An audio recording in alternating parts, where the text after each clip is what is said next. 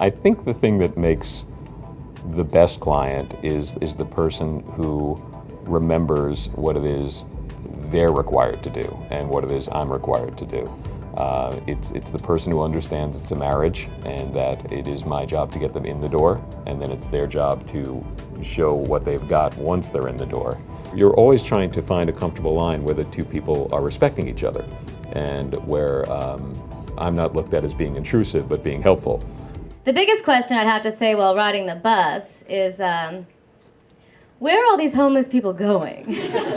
Bruce is someone who I always feel I can talk to about certain things. I can talk to about how maybe a casting director treated me. I don't have to always say, it went amazing, you know, because he's going to judge me or something. I had some kind of piddly managers before I met Bruce. I think it's better to really work on your craft, work on your art, and then hopefully it'll come to you, and then it's a much better relationship, much more rewarding.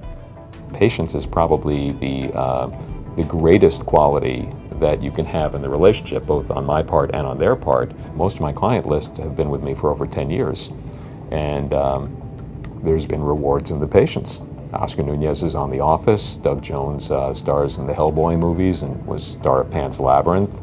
The patience pays off.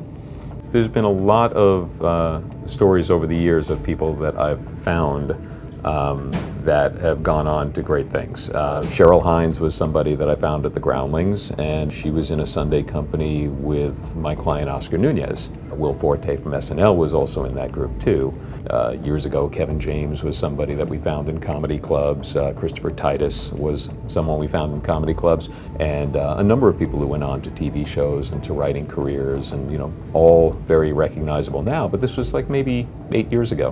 When I was an agent, I used to have a joke that when people would ask the question, what was different about being an agent or a manager, I would say, well, a manager tells you what color tie to wear on TV, and your agent tells you that your manager has lousy taste in ties. The reality of the difference is that an agent is licensed by the state and bonded and franchised with unions. Not so much so with SAG these days, but that was the theory. And managers are basically, it's the wild, wild west. The thing that kept me for so many years from becoming a manager was being hit on the back of the head too many times by other agents. I would make somebody famous and then they would be poached by a bigger company. I've been a manager for 3 years, and there is a basic respect and hands-off approach where people know that you're working hard because they're working hard too. And I think it's because they're developing their own talent. They're not just trying to swoop in on somebody who's valuable.